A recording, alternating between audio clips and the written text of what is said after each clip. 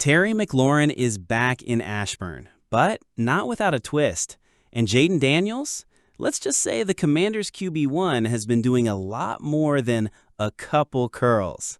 Today on Commanders HQ, we break down McLaurin's surprise return to camp and what it really means for contract talks. Plus, Jaden Daniels' off-season physical transformation that has everyone talking.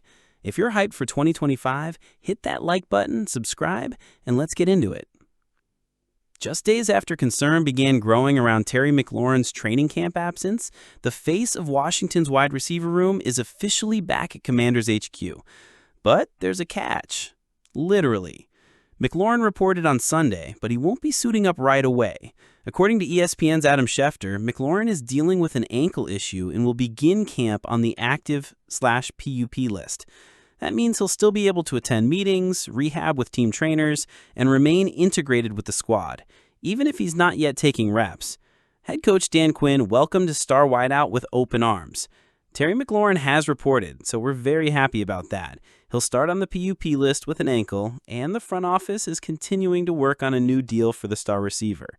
Translation, the vibes are steady, but the business side still isn't handled. Let's read between the lines here. McLaurin's presence at camp is a huge deal. It relieves pressure on the front office, calms the locker room, and shows leadership from number 17 even while he's in limbo with his contract. But it's not nothing that he's on the PUP list. Whether the ankle is a legitimate concern or just a smart way to keep him involved without risking further injury during negotiations, the message is clear. McLaurin wants to be part of this team, but he's still waiting on that long-term commitment. And he made that pretty clear in his own words. It's feeling good to be around my teammates and around the fans. You kind of lose sight of some things sometimes when the business gets involved, but I never lost sight of the way they supported me. That's vintage Terry. All class, all team, but make no mistake, this contract still needs to get done. While Terry's been rehabbing and negotiating, Jaden Daniels has been transforming. And we're not just talking about his mentality, we're talking physical games. Visible ones. Reporters at camp were stunned by how noticeably bigger Daniels looked. The wiry rookie who took the league by storm last year, he's now carrying muscle like a veteran. And when asked about it, Daniels laughed it off. He's been doing a little curls, couple push-ups. But let's be real, the guns are out, and it's obvious he's been putting in serious work. One of the biggest criticisms of Daniels coming out of LSU was his frame. People questioned whether he could take NFL-level hits week after week. But in year one, he proved the doubters wrong. He stayed healthy, delivered elite rushing numbers, and showed toughness in every game. Still, Daniels knows the target on his back is only getting bigger in year two. So this offseason, he decided to level up, and it's already paying off. I know I've got to go up against some people this year that might be trying to get after me a little bit, so I got to be able to withstand some of those blows. That's self-awareness. That's maturity, and that's the kind of off-season work you want to see from your franchise QB. It's not just about biceps or highlight throws. This is about evolution. Daniels isn't settling after one breakout year. He's adding size, sharpening his approach, and holding himself to an even higher standard. I just think that's who I am as a person. I want to be the best version of myself. When it's all said and done, I want to have no regrets in my career with football. That mindset, that's what sets the elite apart from the hype. And the physical changes we're seeing, they're just confirmation that Daniels isn't satisfied. He's trying to dominate. So what does all this mean for Washington heading into a pivotal 2025 season? You've got your QB1 growing, literally and mentally, and stepping into a bigger leadership role. You've got your wide receiver one, showing up even when he doesn't have to, reminding everyone what commitment looks like. And you've got Dan Quinn, Adam Peters, and Cliff Kingsbury trying to build a culture based on toughness, accountability, and respect. If this thing is going to work, if Washington is going to go from NFC runner-up to Super Bowl threat, it starts with core guys like McLaurin and Daniels setting the tone. But the front office still has one more job to do. There was already a quiet excitement building around Jaylen Lane, even before camp started. Taken at number 128 overall in the 2025 NFL Draft, Lane wasn't exactly a headline-grabbing pick, but Adam Peters loved his tape. The Commanders' front office felt they got a serious value on day 3, and now it's becoming clear why. This kid plays with a chip on his shoulder, and he's not just here to make the roster. He's pushing for real reps right now.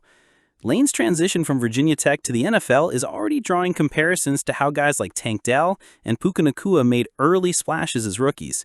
He might not have the draft pedigree of some of the names ahead of him on the depth chart, but make no mistake, Jaylen Lane is not here to wait his turn.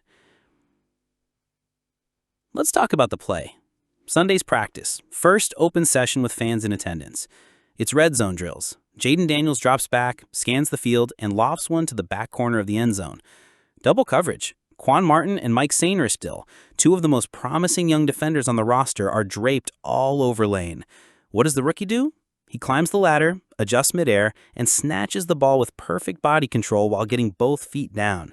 The fans? They went crazy. Even the veterans on the sideline took notice. You could see a few of them shaking their heads and nodding like, okay, this kid's got something. It wasn't just the highlight. It was a statement. Look, we know the Commanders' wide receiver room is stacked. You've got Terry McLaurin still holding his ground amid contract drama, Deebo Samuel, the explosive weapon from San Francisco, Jahan Dotson looking for a big year 3 leap, Luke McCaffrey, a draft darling already carving out a niche, and now you've got Jaylen Lane crashing the party. That's not even counting veterans like De'Ami Brown and return men battling for depth roles. So yeah, it's crowded, but Lane's versatility gives him a serious edge.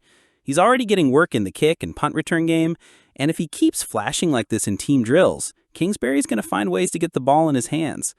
Think screens, think jet sweeps, think quick outs and go routes to stretch the field. Lane's not just fast, he's twitchy. And that's exactly what Cliff Kingsbury wants in this new-look offense. One thing that stands out about Lane, he doesn't look rattled.